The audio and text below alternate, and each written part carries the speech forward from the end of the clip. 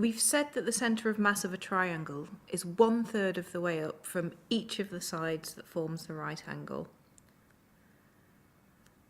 Now let's show how we can calculate this using an example. Let's calculate the centre of mass of a triangle with base length 2 and height 3. First, let's remind ourselves what the centre of mass is. Put simply, it's the point about which the triangle will balance. Or, it's the point about which the sum of the moments of all the little bits of mass that make up the triangle are 0.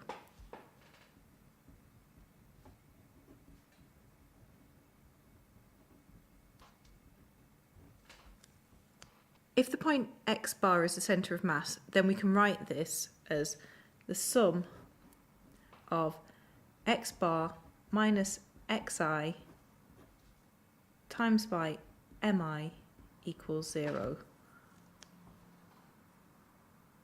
We can rearrange this equation to make the centre of mass the subject.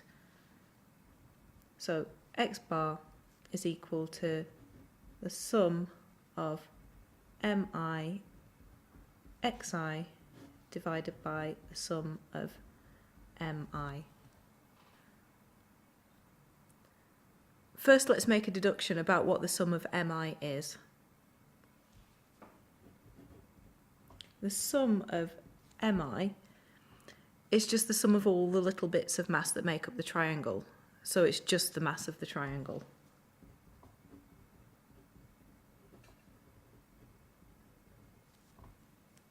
If we assume the triangle is made of the same material throughout, then we can use area as a proxy for total mass, and we write sum of mi equals total mass equals the area, which is equal to half times 2 times 3, which is equal to 3. Now we need to find the sum of mi xi over all the little bits of mass that make up the triangle.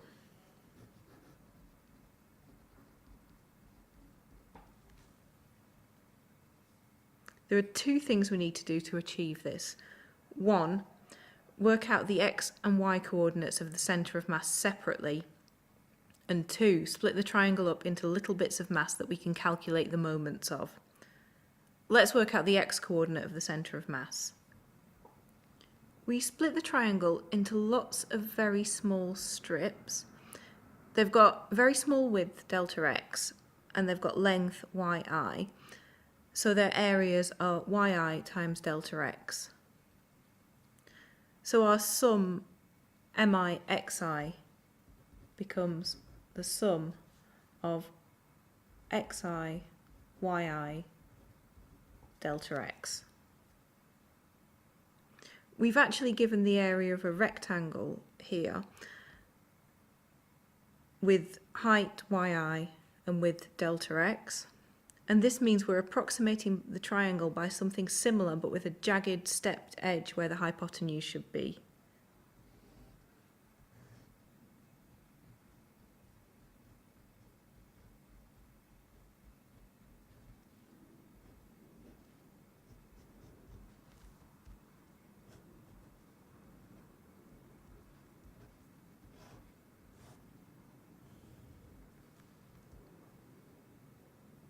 To get round this, we let the width of our rectangles, delta x, tend to 0.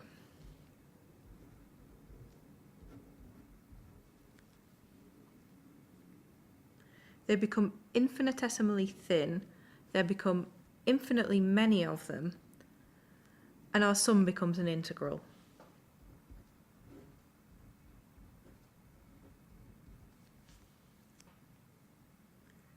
We're integrating over x between 0 and 2.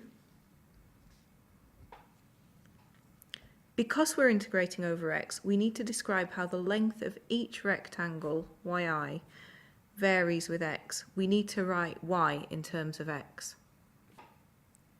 This is where we use information about the triangle. We know the equation of the line forming the hypotenuse. It's y equals minus 3 over 2 x plus 3. we just substitute this expression into our integral.